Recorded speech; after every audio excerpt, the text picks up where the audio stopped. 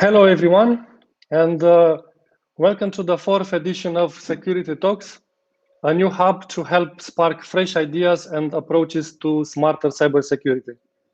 My name is Ioan Cosimihai, and today we are going to analyze the latest cyber threats with two cybersecurity experts, Tal Pavel from Cybureau, Israel, and Ioan Constantin from Orange, Romania.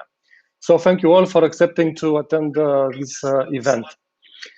In the beginning, I would like to invite the experts to say some words about themselves and about their activity.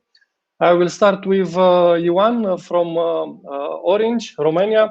So, Ioan, before you're going to start, let me say something funny, I hope.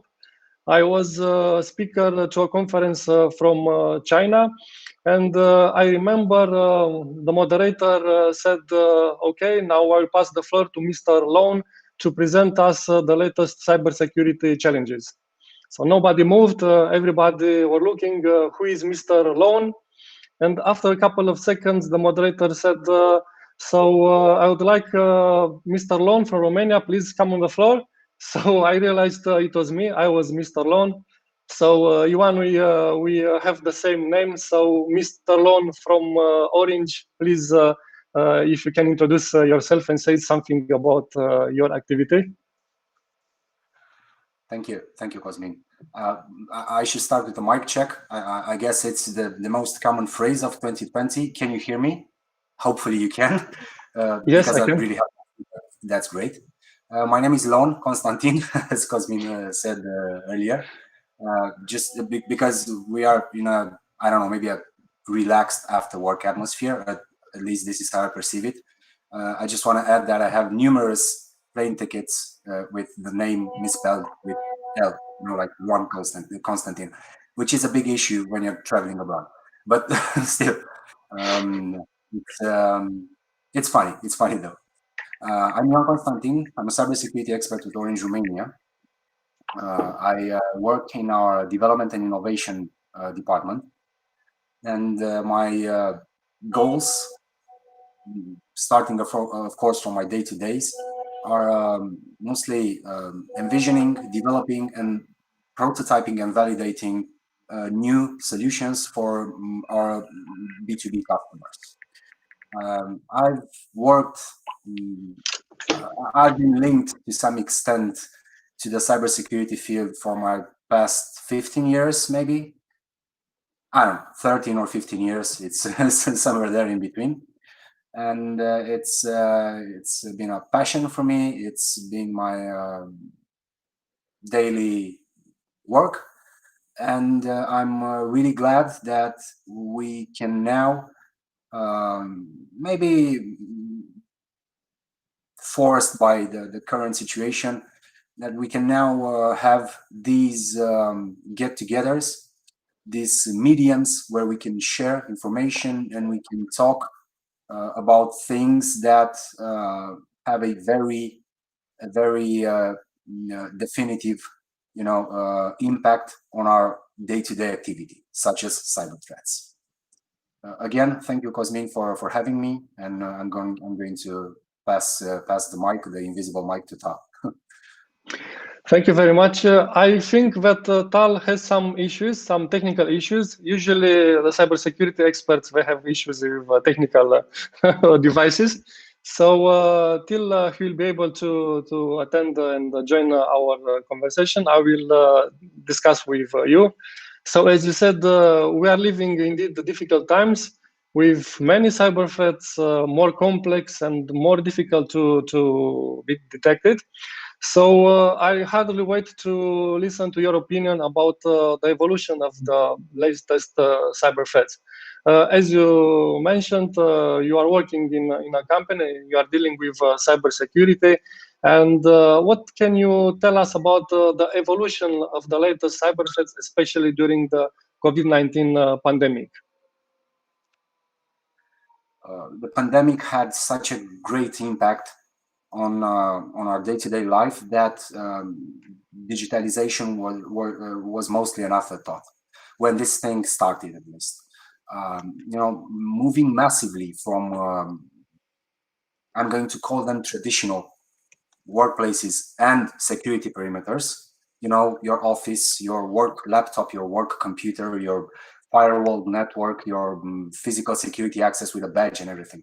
Moving from this to a remote friendly, or in most cases, at least as I know, to a remote only workplace, where your security perimeter is widened by pretty much everything that has an IP and is connected to the internet in your house, is a big deal. And in the most maybe detailed scenarios and security policies, this step should have happened over years. True. Companies should have had years to work on this, to encompass a wide security perimeter, to work on their bring your own device policies, to work on their mobile device management policies, to work on anything from endpoint protection to network assets, and to have great visibility and monitoring capacity over this extensive new landscape.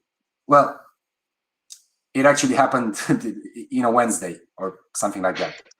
It's my recollection that I was working from an office on a Tuesday, and I'm really not exaggerating. And then my colleagues did this wonderful work, this wonderful job, that they managed to move, I guess, all 3,000 employees of ours in one day. We started working remotely, exclusively remotely on a Wednesday. So it's a turnkey process that is not supposed to be a turnkey process. And as far as I can tell, the most important threat that rises from this rapid adaptation of remote only environments is that the landscape changes. And now you don't have only allies when you connect to something, as you do in your office. I mean, your Wi-Fi router is monitored, and you have some certificate exchange there. When you log in, you have some firewalls. Further down the network, you have some IPSs, you have some, I don't know, some CMs that are collecting events, and then you have a security operations centers that monitor the threats and have endpoint protection and stuff like that. Well, you go home and you turn your personal computer on, because it might have a bigger monitor, a bigger screen, or maybe you are more accustomed to work on that device in a home environment than on your laptop, and you start doing work stuff on your personal device. And there you have a very abrupt shift in the way that security should work. You might expose your personal data and your business, your work data, threats that are otherwise mitigated by the fact that you are working from an office. You might have some other issues that arise from the fact that you are working in an enclosed environment that is not necessarily supposed to offer you a great deal of comfort and privacy when you work. Exactly. Yes.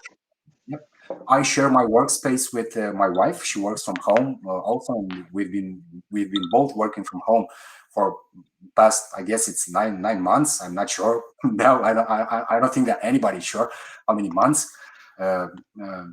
It's day number 289, something like that. And it's unfortunately we don't have the required privacy to not overhear each other.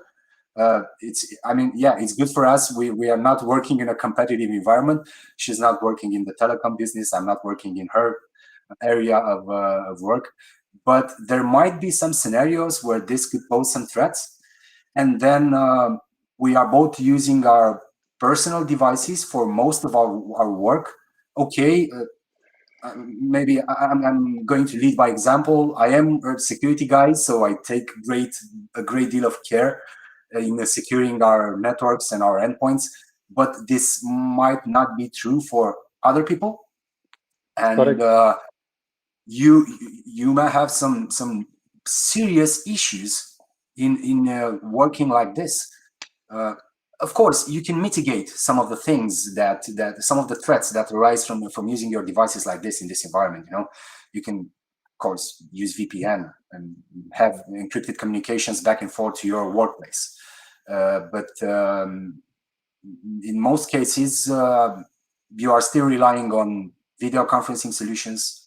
We are still, this is my feeling, that we are pushing day to day to a more, cloud-based work environment. We are sharing documents on different platforms. And I guess that maybe for some businesses, it could prove difficult to keep track of the platforms that their employees are using for sharing documents. We are now, I don't know, up to 5 or 6 video conferencing solutions that are widespread. You have Microsoft Teams, and you have Zoom, and you have GoToMeeting, things that were mostly an afterthought back Exactly. before. Yes. And then you have this high, very, very, very high pressure on small businesses, on SMBs, where they're not necessarily prepared to deal with cybersecurity in the context of a very wide security perimeter, as in a work from home environment, and they have a great deal of trouble coming from their own business processes, because they are now relying on their online presence more than they did back before COVID-19. So they have to protect that as well. They have to protect their employees. They have to protect their data in transit, because the volume of data in transit is now maybe, I don't know, X-fold. I'm not sure that it's 10-fold or 7-fold or 8-fold, but it's more than twice probably the volume it used to be back before COVID. So you have to protect that as well. You have to, in a way, become sort of a business administrator, cybersecurity expert, HR guy or gal, of course, and you have to do this overnight. Yeah, more tasks and more challenges to deal with. Of course, we have this. We have a great security solution for our customer. It's a managed security solution. It's called Business Internet Security, and it's widely available and deployed in pretty much everywhere in Romania.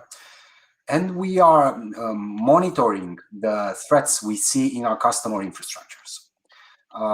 When I say monitor, I say that we anonymize all the data we gather from firewalls and IPSs and other detectors. And we kind of look at what happens at any given moment, of course, but then we do some kind of statistical analysis on what changed over the past 12 months. And we have this report. It's called the Business Internet Security Report, and we just released our 3rd edition. You can download it on orange.ro on our website in our B2B section, or on threatmap.ro, which is a very nice side project of ours. And I gladly welcome you to visit those sites and download our report. And we gather some valuable data, and we've seen some very, very interesting changes over the past edition, the 2nd edition, the one that we released back in, I guess it was November 2019. And the changes that we see in this new report can be mapped to a given precision, to an acceptable level of precision, to the changes that actually happened in our societies. We've seen threats that are mostly affecting businesses in the online retail verticals or in the transportation verticals. And when I say transportation, I can refer to both parcel services, like courier services, that are being, like a lifeline for, I guess, some of us. I guess that we all now shop online, and we rely on this great people that deliver our shopping to our door. So we've seen that as we shift our focus on consuming these services and interacting with these services, online retail, and of course transportation and parcel services, and then further down the line even the public institutions, because we are trying to interact with them in a digital manner. We see that the attackers as well, the bad guys and girls, are shifting their focus on this business verticals as well. And we see a large number of attacks that are targeting these verticals. And then we see some shifts in the types of attacks that are being used. And of course, I guess the principal type of threat that we've detected in the past 12 months in our customers' infrastructure, and I guess this is no surprise to anyone, is phishing. Yeah. Before we're going to discuss a little bit more about phishing, I understood that Tal succeeded to enter in this meeting. So Tal, can you hear us? Yes, I can hear you. Good afternoon. Good afternoon, Tal. So hello, Tal, hello, Putin. We know each other for a long time, and we attended together many events and conferences from many cities and many countries. But if I remember well, in a previous conference, I was a moderator, you were a speaker. You were a little bit concerned not to give you enough time to speak. So now you have the opportunity, you have all the time in the world to discuss. But maybe I forgot to mention that this conversation will be in Romanian language. No problem. So, yeah, I can hear Romanian with no problem. Yeah, I can hear Romanian fluently. I hear Romanian. Can you speak also in Romanian? I can say few words. Yes. Poftă bună, mulțumesc. I'm telling you this. Yeah, I know that you are involved in a lot of activities, in cybersecurity activities from Israel, but I know also lately you are involving in cybersecurity activities from Romania. So if you can introduce yourself a little bit and present your activities from Israel and also from Romania, please. Gladly. First of all, thank you very much and good afternoon for all of you. Thank you, my dear friend Cosmin, for having the honor and privilege to be here and to take part in this very interesting and professional initiative and conversation. And thank you to be honored of being part of it now. And thank you for the very interesting conversation that I heard at the background now. When I was at the background, I heard my colleague now. It was very interesting. So thank you very much.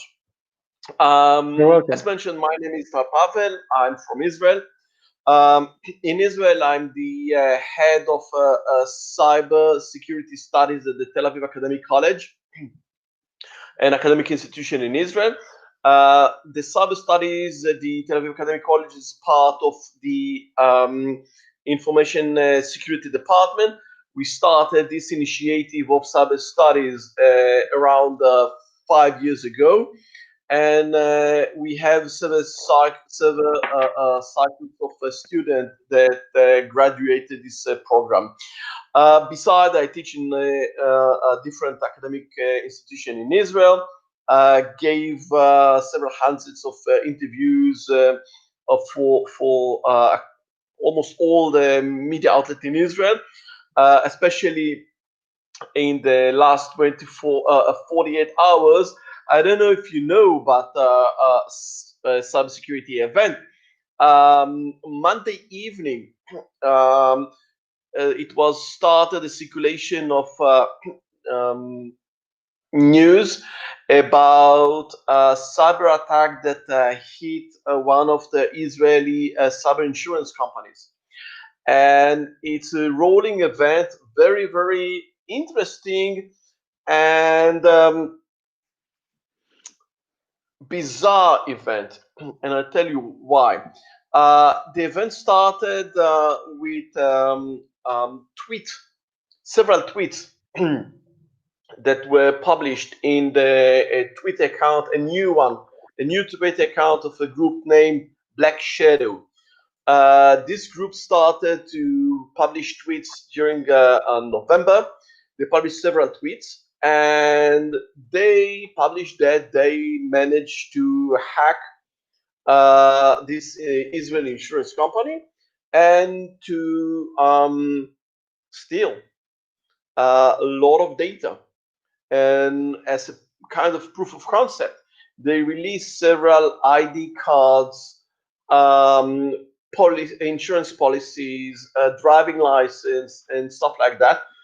Some of them from May 2020, but some of the data that they released are from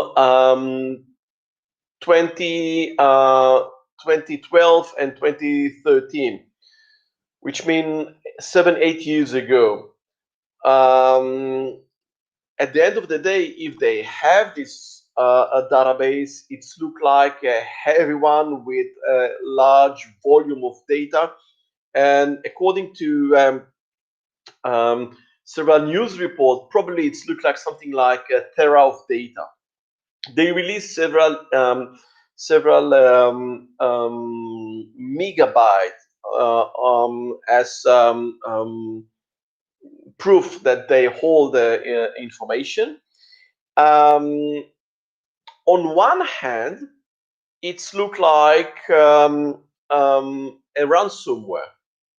Why? Because they posted several tweets and Telegram posts in which they claim and they demand something like 50 bitcoins that are equal to $1 million, and it's a rolling story. It didn't end, and they mentioned in their tweet and post that if the company will not pay the ransom until this morning at 9 o'clock, and I must admit that I don't know what happened, whether they paid it, probably not, the sum will multiple into $2 million. On one hand, this case, which once again didn't end, it's still evolving, it's look like an ransomware attack.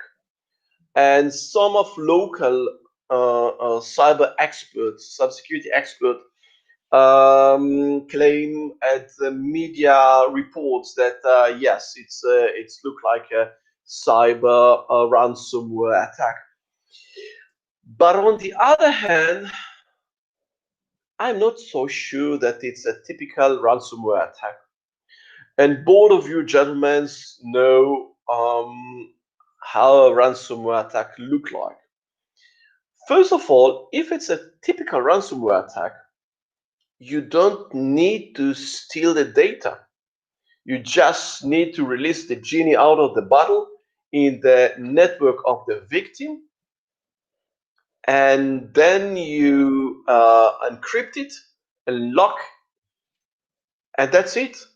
You send your message of ransom, and you start the negotiation. You don't need to steal the data for that. You just need to have this innocent worker that open a malicious a file with no harmful intention, and then once again the genie went out of the bottle, encrypt all the file, and that's it. Why to steal the data? So that's they steal the data, stole the data, and now they claim that they hold once again something like tera of data. The second thing that it's not look like an ordinary ransomware attack, it's that first of all, they wanted to have the media attention. The first tweets tagged major media outlets around the world. So if it's an ordinary ransomware attack, you target your victim, you ask for the ransom, and that's it. There is no need for the involvement of media outlets. And here, the first tweets just tags the major media outlets around the world. So my assumption in this a rolling event is that perhaps there is a ransom demand, but my humble assumption is that the ransom demand is not the main issue. It's not the main focus. Perhaps it's a cover for something. Perhaps I don't know who is standing behind, who is the actor, whether they're script kiddies or cyber criminals or even a nation state actor. Whoever will be the perpetrator, my humble assumption is that probably, and I'm trying to be cautious, that probably the demand of ransomware is not the main target. This, I think, was not the main reasons of the attacker to perform this attack. Perhaps it's like smoke, screen of smoke for another reason, another purpose. So that's a rolling event that happening right now in Israel. And in this issue, I gave several interviews in the past 48 hours. As my dear friend Cosmin mentioned, we shared several conferences together in most of them in Romania and several in some other places. I hold a PhD in Middle Eastern Studies in internet and cyber issues in the Middle East, internet and mainly internet restrictions. I teach terrorism in the internet, introduction to information security, and social aspects in the cyberspace. And my field of interest is mainly cyber threats and cyber policy. That's in a nutshell. Thank you a lot, Tal. So you presented a very interesting case. So as you said, I don't think the cyber criminals use the classic forms of malware like the traditional ransomware that only encrypted the data. Nowadays, I think they use a complex malware that in the beginning they exfiltrate the data and then they encrypt all the data. So everything, as you said, started with some tweets on some social networks. So it's about social engineering. And the cyber criminals maybe tried to deliver this form of ransomware using social media. But many times criminals use emails. So regarding email-based text, I will go back to you, Ioan. You are talking. You wanted to discuss more about email phishing. What can you tell us about the latest methods for delivering ransomware or different other forms of malware via emails? Yeah, we've started looking at this shift in the types of attack vectors that attackers have been using in the past 9 or 10 months, and we've seen some interesting things. Of course, it's social engineering. So the attackers will prey on something. Will prey on mostly fear and confusion because of the COVID situation, and people are looking at the internet as a reliable source of information, which at times has proved to be not that great of a deal. But in other ways, people are, while working from home, are relying on their email communications as I've mentioned before, but in another context, as a lifeline, because to a great extent, it's their principal still working connection with their work environment, their colleagues, their business, their occupation, pretty much. So attackers have started targeting this, and we've seen, I guess it was in March and April, up until April, I think, that there were some campaigns, some phishing campaigns, and these are mass campaigns. They are not usually targeted, so they are opportunistic in nature. That they pushed some aggressive and false, of course, information as to the origin of the virus that has been spreading all over the world for the past year or so, and as to the possible treatments and possible vaccines available. It's your run-of-the-mill, as expected, false news about COVID.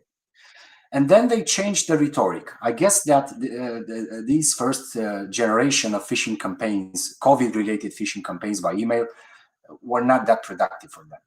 They changed the rhetoric. They become more focused, and they adapted to some of the questions that have been going around in the internet from concerned individuals. And they targeted in the summer months. They targeted companies and maybe even specific individuals with emails close to more somehow related to the needs of the people that were looking for travel restrictions, because they were started thinking to the vacation and to their holiday. And then we've seen that this approach has been has worked for these attackers. So the campaigns that were started in the summer months, they gained some traction. So this is the vector. You have phishing emails that are mostly exploiting confusion and fear about COVID.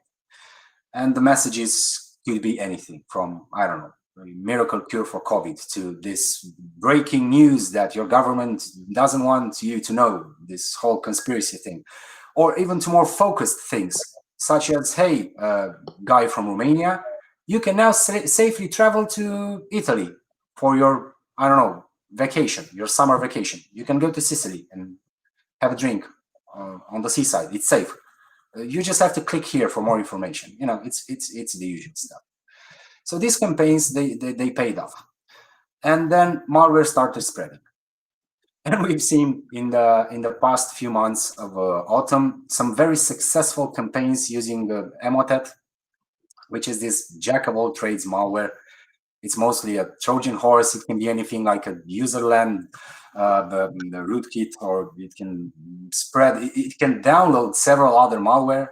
Once it gains some form of persistency. It can download credential stealers. It can download ransomware, of course. And the Emotet campaigns have been successful because Emotet, it's kind of a complex malware, of course, but it's very versatile in nature. I mean, you can pretty much do anything with it. You have like tons of servers out there, tons of compromised websites, and literally thousands are popping up each day. I mean, we cannot keep up with the IOCs for these things that are hosting Emotet. And then you have your phishing campaign with some Microsoft Office document that's supposed to be of interest to you. And then you have your your script running in the background, because of course you will click on that enable content button, and then your PowerShell will download the malware and run the malware from the servers. And these campaigns have been very successful at proving that, well, we still have some work to do in order to secure the remote work environments. There are some steps left to be done in order to have a more secure environment. And we are now seeing a shift in these phishing campaigns. The emails are still pouring, of course, but we've seen a shift to social media, to messaging services, anything from WhatsApp to even stuff like TikTok, Twitter, Facebook, anything. So the attackers are gaining ground and are trying to be as inclusive as possible. They won't discriminate. They will try to target you on any available vector. And I think that in the few months that are still to come, until some more decisive and more precise communication will happen as to the vaccination against COVID.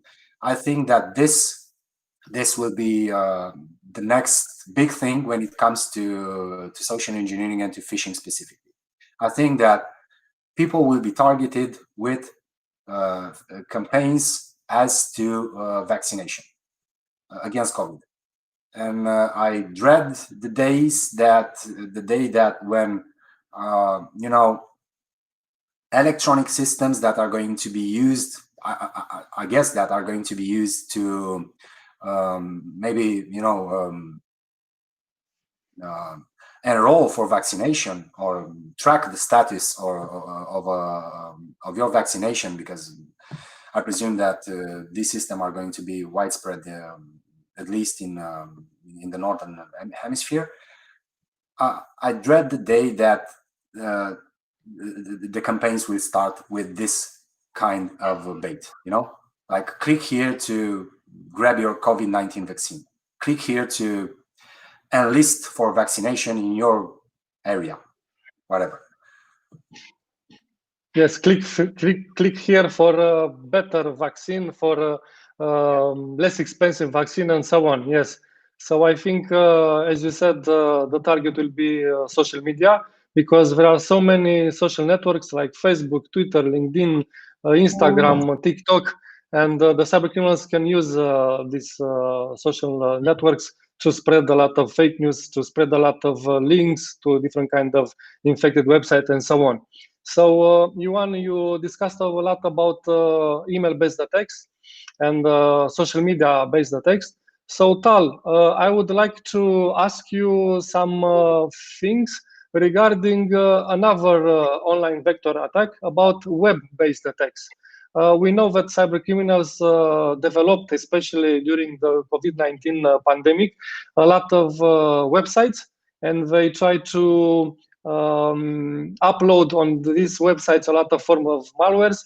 And you presented, I remember, in a previous conference, very interesting statistics regarding the websites created by cyber criminals during the COVID-19 pandemic. Can you tell us more about this online vector attack?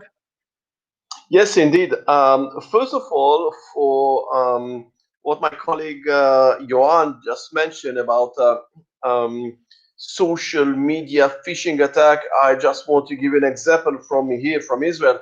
In the past, let's say something like 2 months, there were at least 2 waves, as I understand, of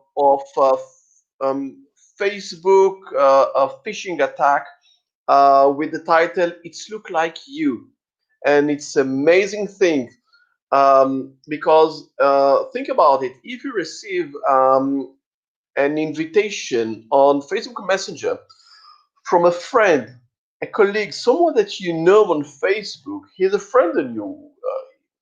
He may be a virtual one, but a friend of you, and the message is it's look like you. Of course, that you will be highly interested to know what it's all about, and you will press the link. And of course, that at the moment that you press the link, it will spread itself for to your contact list of contact persons and friends on Facebook, and so on and so forth. So this is a quite example that we had here in Israel. Probably not only in Israel, but we faced it for several weeks in Israel. Um, Social engineering like this on Facebook. Another thing that I want to add, Jan, my colleague, just mentioned that social engineering is based upon creating fear and anxiety, and we see it a lot, of course, as you mentioned during the COVID-19 era, the past year. I want to mention another dimension. I realized, and I described, and I I display several examples of it to my students. That social engineering is based not only upon creating fear and anxiety, but also on creating curiosity.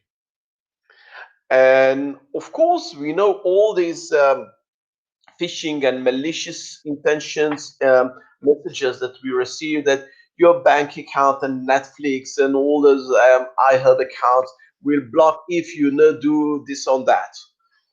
But a lot of phishing and social engineering attack are based not only on creating emotions of fear and anxiety, but also on the a curiosity.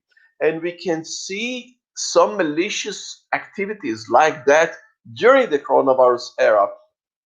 And I displayed several of those that, for example, may offer you emails that you receive that may offer you proposal of working from home, and it's not general one.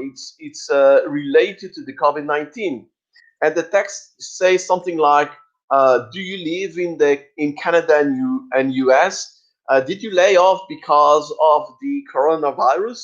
Now you have the opportunity to earn something like 5,000 US dollar just from working at home, sitting home and working from home.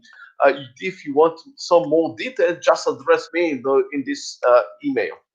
Of course, it's kind of malicious intention, but in this case, and it's not the unique one. There were several attacks like this one.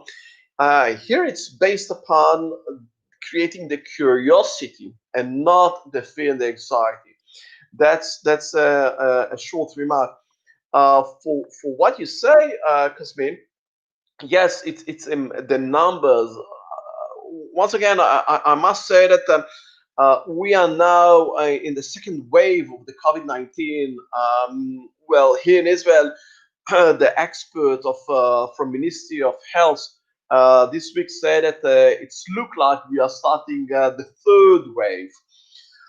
But um, a research of mine, which based upon data from the first wave of the coronavirus, revealed that the rise of the numbers, the figures in cyber attacks during the first waves are amazing.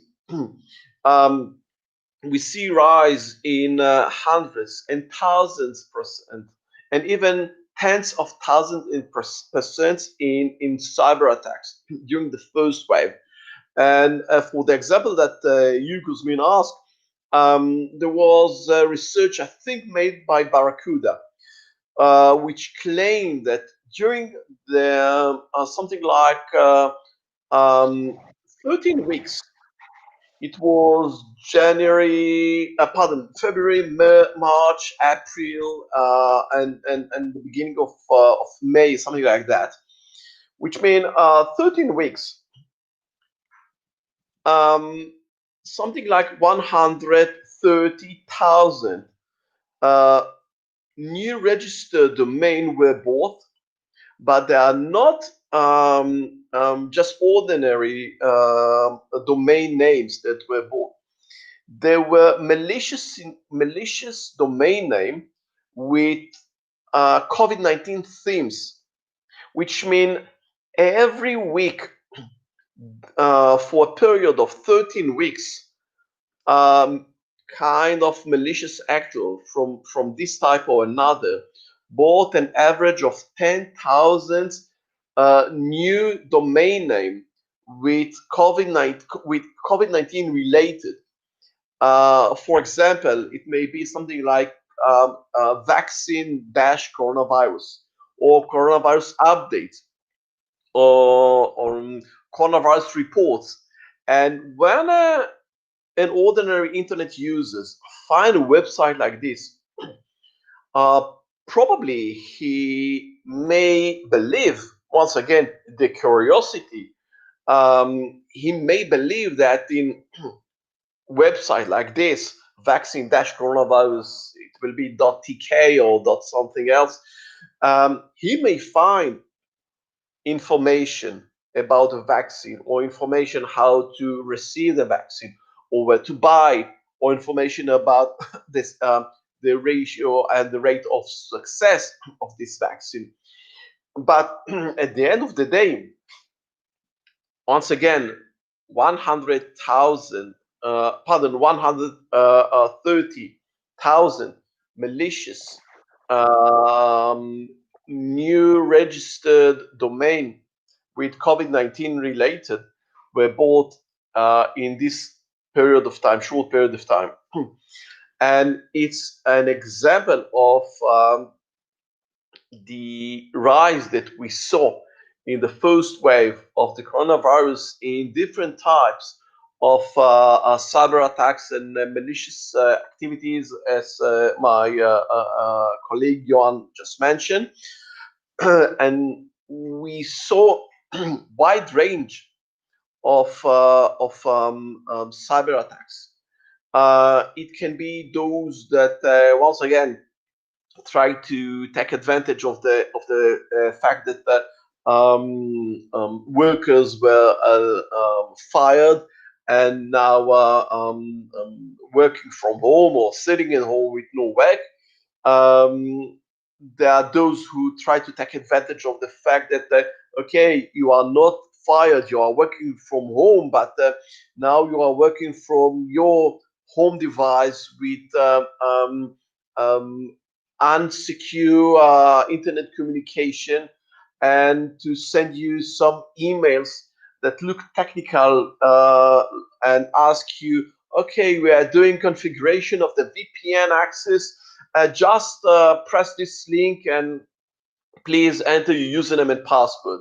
And there were cases like this. Try to learn and manipulate the end user that probably understand nothing about VPN, but it's look like an ordinary message from the tech department that ask him to upgrade or configure something that he do not understand what it is. And we saw cases of counterfeit medicine, and we saw cases of impersonation to authorities like the World Health Organizations, fake emails that pretend to be the World Health Organization, and of course, with emails that intend to be very innocent and to offer you to download the report that's supposed to be a safety report with safety measures, and ask you for your health or your safety, please download this report with safety procedures. We saw wide range of malicious activities and cyber attacks. And I must admit that I didn't know that it exists, but it looks like there is a term that exists. Probably, I don't know if it's throughout the history of the humankind, but it's called disaster fraud. And it's amazing. It's not, of course, the first time, but it's eventually at the end of the day, whenever there is a disaster, either man-made or by force of the nature, force majeure, um, there are those who will take advantage for malicious, criminal, political, even political intention uh, to gain and to promote their activities. It may be malicious intention for criminal activities, and we saw several cases even of disinformation and fake news um, that intend to create unrest and riots and hate against minorities. I give just few examples. We saw several years ago what um, what is the power of social networks, especially Facebook, in not creating but spreading as a platform hate, discrimination, and against minorities. And one of the best cases is the Muslim minority in Myanmar, which suffered from discrimination and exile, and eventually some of genocide. And Facebook was blamed in this case that it was a platform for spreading this hate that caused eventually this exile and discrimination of the Muslim community in Myanmar. And eventually, Facebook admitted. And now we saw cases of, during the first wave of the coronavirus, we saw cases in which the fear and the anxiety, as Jon mentioned, from the coronavirus and uncertainty and doubt was used as a tool for all kinds of political and ethnic players against minorities. And we saw it in India, in which Muslims were blamed that they are the cause for the spread of coronavirus in India. We saw the same thing in Africa, in which, on the contrary, Christians minorities were blamed that they are the cause of the spread of coronavirus in Africa, especially in Muslim states. Uh, we saw we saw also cases of fake news, in this case against minorities during the first wave, and of course I'm not we can mention different sorts of disinformation and conspiracies and so on and so forth. Um, Another type of attack which is very, very interesting, and we saw it during this year, not only on the first wave, but we saw it throughout of this year, is the case of the healthcare sector. And it's very interesting from very reasonable and very understood reasons. The healthcare sector was the most targeted sector when it comes to cyber attacks in the first wave, and we see it also throughout the year. The healthcare sector, there are statistics from I think it's something like April or May, which indicate that 20% of all cyber attacks, once again, in the first wave of the coronavirus, 20% of all cyber attacks were targeted the healthcare sectors. And if we ask ourselves why, it's obvious. because there are those states that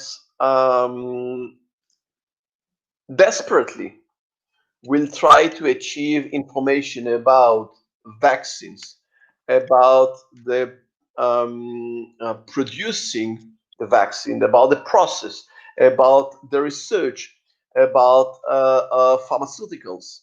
And in this, numbers of infected. So in this case, we saw throughout the years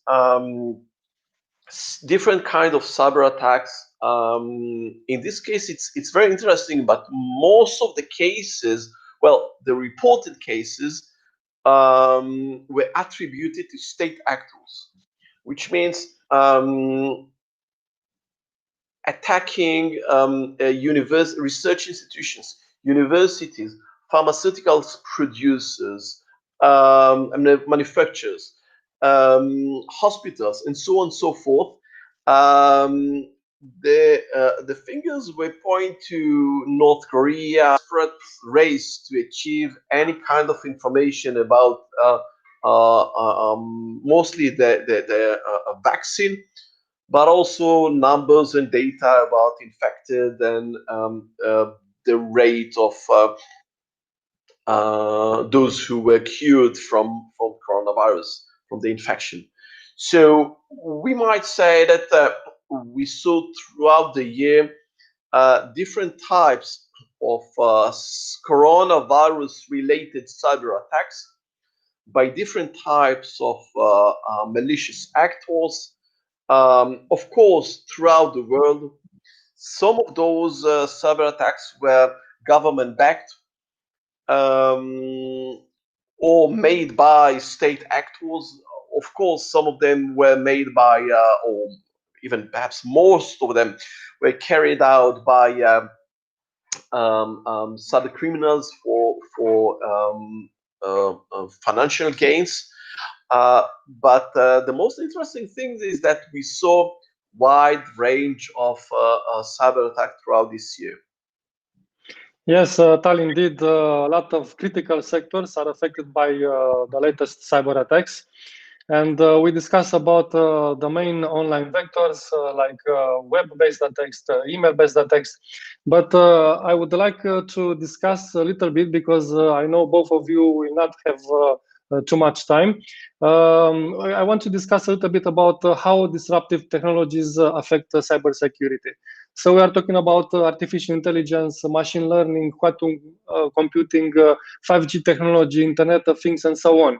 So new technology that brings us a lot of opportunities, but also some risks, because the current vulnerabilities can be exploited, unfortunately, by bad actors. So, Yuan, what can you tell us about these risks? So you can choose what you want to discuss about artificial intelligence, which can be used by cybersecurity experts, but also by cyber criminals, or 5G technologies. There are a lot of let's say disruptive technologies that can affect cybersecurity. Well, I'm going to go with 5G if I can have Sure. the pick up.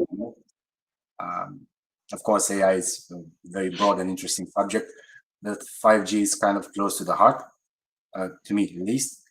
So if you were to round up most of the benefits that 5G is supposed to bring to the table, you'll find that most of them are not necessarily a proving ground for next generation cyber threats. But there are two aspects that I'm going to focus on when it comes to 5G that I believe that are going to be exploited, two benefits that I believe that are going to be exploited in order to drive more disruptive and destructive cyber attacks.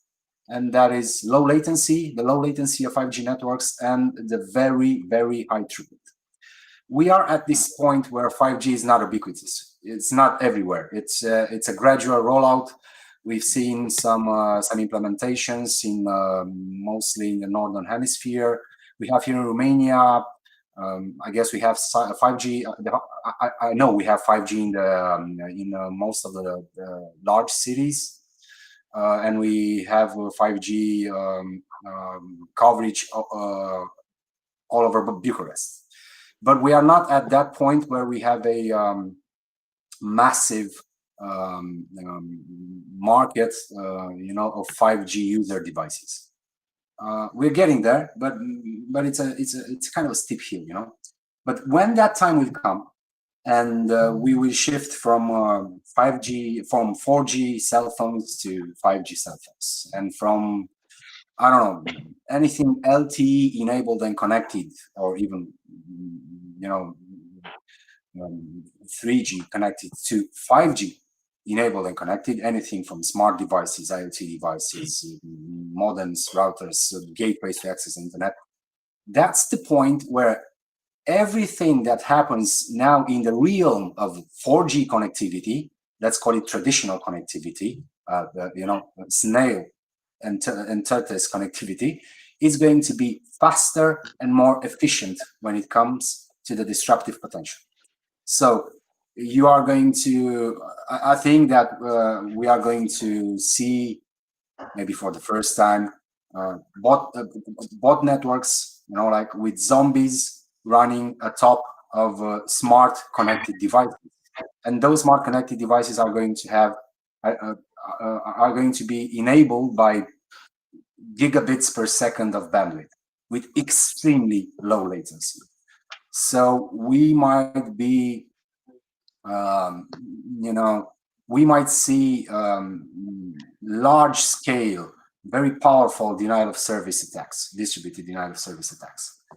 And then we are going to, if we are to shift focus on the device itself, on the equipment, on the 5G enabled equipment, I can, I envision that for attackers, it's going to be a very, very interesting, training ground to develop, to search for vulnerabilities and develop exploits on those devices. And when we are going to reach that critical point of device density and device capability, I think that that's the time when this extremely beneficial aspect of 5G connectivity, like low latency, high bandwidth, is going to pose a more serious issue when it comes to cyber threats than it is now regarding to mobile devices connectivity.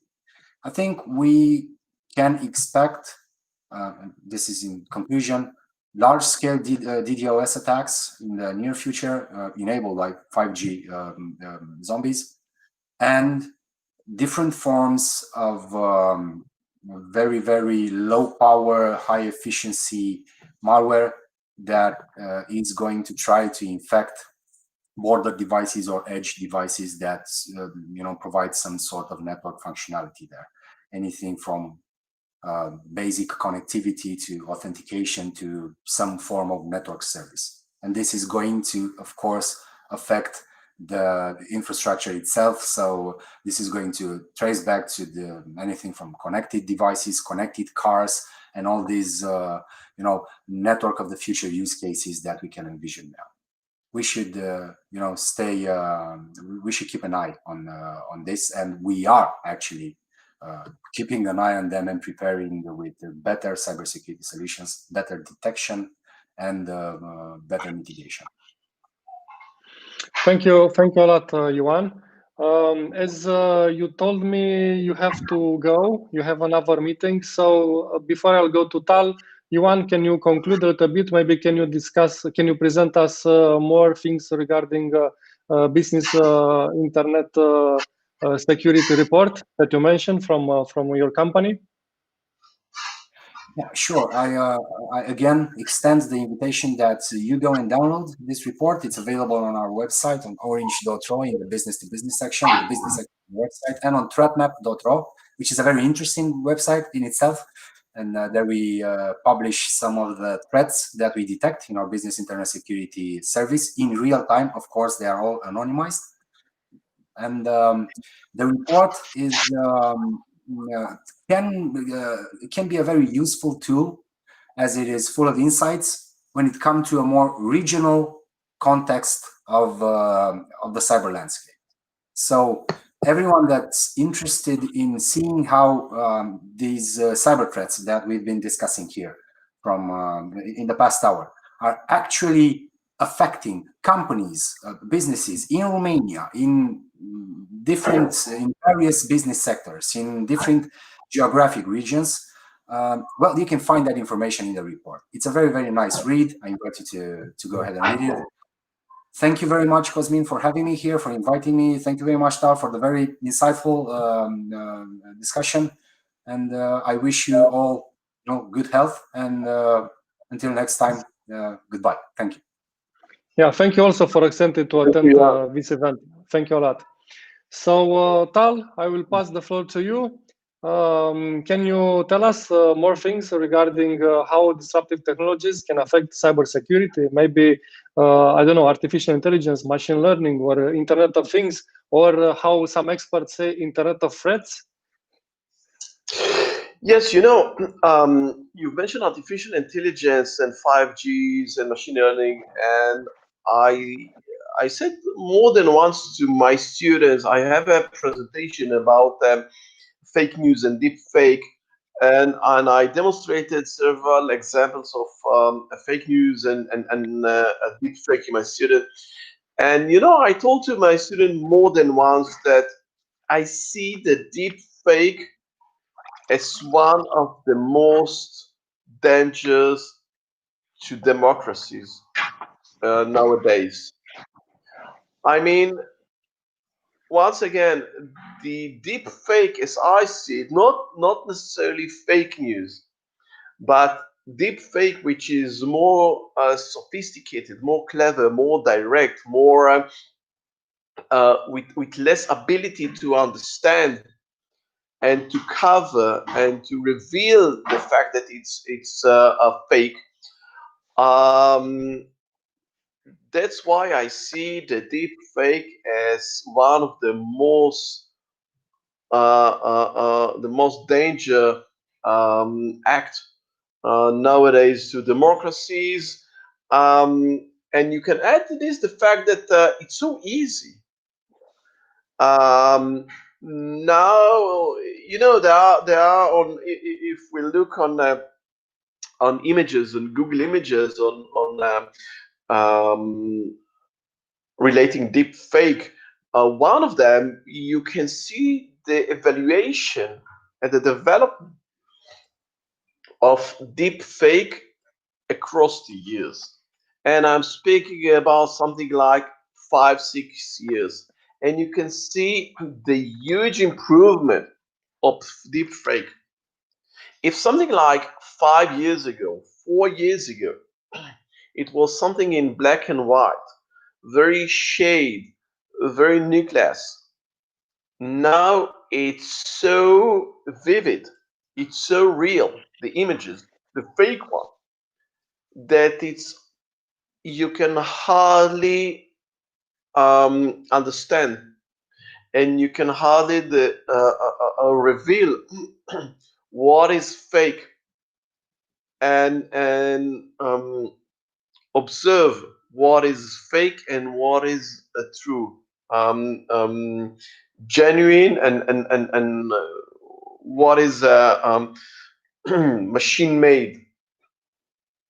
And this is the current situation.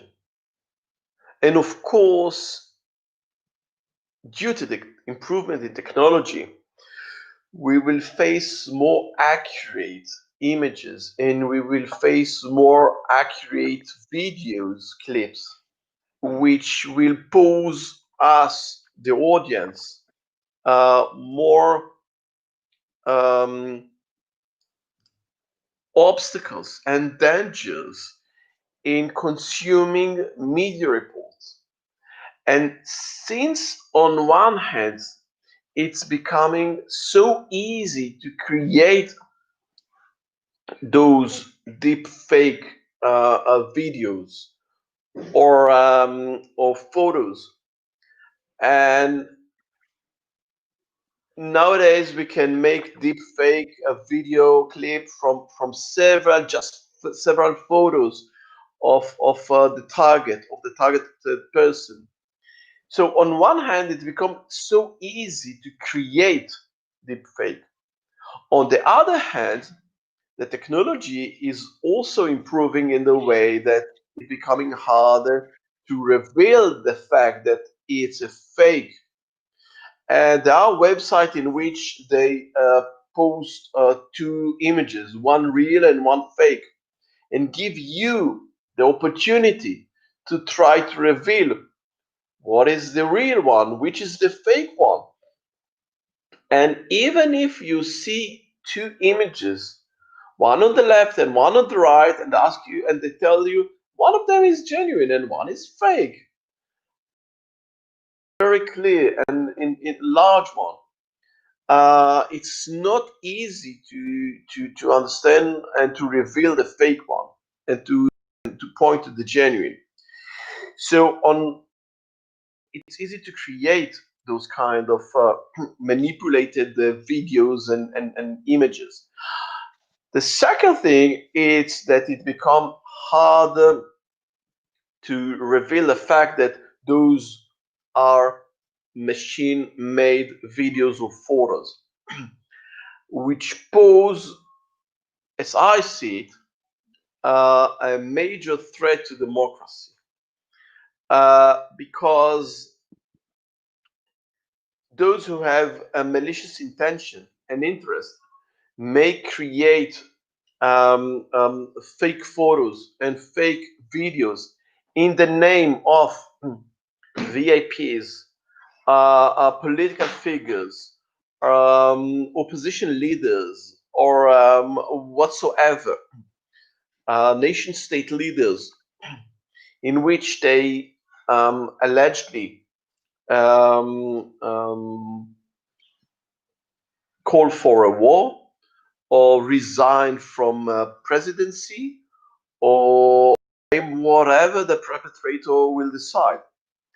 And it's posed a real threat because how can we, the consumer, who consume these images, those videos, how can we understand and how can we divide and how can we know whether this is true or fake?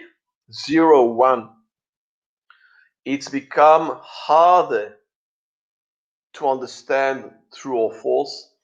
And therefore, since it's so easy on one hand, and since it's so easy to make it on one hand, and since it's so hard to reveal what is true and what is fake, I'm deeply afraid of deep fake and its threat to democracies in wrong hands, and they are available. It's not sophisticated software. It's available, and we it will need to create perhaps new ability of how we consume media, because we live in a situation in which when we see something, we believe it's true. We consume it in media outlets. But now we are facing a new era in which we will need to be more skeptic and not immediately believe that this image and this video clip is genuine. So we will face new era in which probably the responsibility of media outlet to expose deep fake will be much higher. And perhaps even us, the end user, we will need to develop those skills to understand what may be fake and what may be genuine one. Although we do not have the technical abilities, but it will pose us, the consumer, new threats and new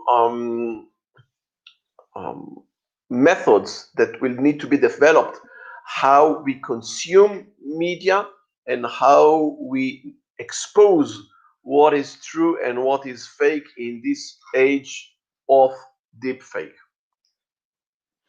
Yeah, thank you very much, Tal. Very interesting. And I would like, regarding this topic, to ask you a question and think very well before you answer. You are talking to me. Am I real, or it's possible to be deepfake? Yes, you're right. If you show me an image of both of us at the CBU, or I don't know, or the Romanian Parliament, so probably it's genuine. But yes, you are right. We are facing a very disturbing era of, as far as I see it, regarding deepfake. Oh, what can I tell you?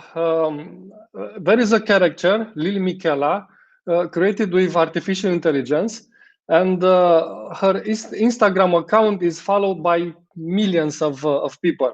And the team that created the Michela account collaborated with many companies like Prada for Milan Fashion Week, and Michela was named one of the most 25 influential people on the internet by according to Time. So we can see here an influencer created for good purposes, of course, but created by artificial intelligence. So who knows what we're gonna see in the future? Maybe will be some influencers, but not created in good purposes. So yes, Yeah, I am in concerned this just like case, you. in this case, I give you a last example. I think it was an episode of Black Mirror. There was exactly an episode like this in Black Mirror.